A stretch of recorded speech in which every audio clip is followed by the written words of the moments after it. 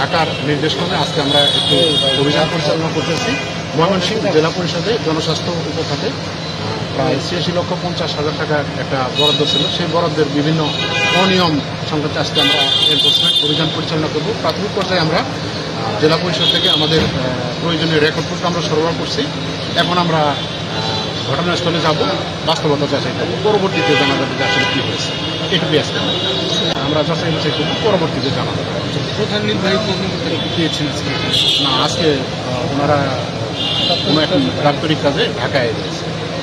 আপনারা কি যোগাযোগ করেছিলেন? আমরা যোগাযোগ করছি, উনি আমাদেরকে জানিয়েছে যে দাপ্তরিক কাজে ঢাকায়। আপনারা যদি আসলে অভিযোগ প্রমাণ পান, সেক্ষেত্রে আসলে কী ব্যবস্থা নেবেন? সেটা আমরা আমাদের কর্তৃপক্ষকে জানাবো, সিদ্ধান্ত কর্তৃপক্ষ। আপনারা কী জানাবেন?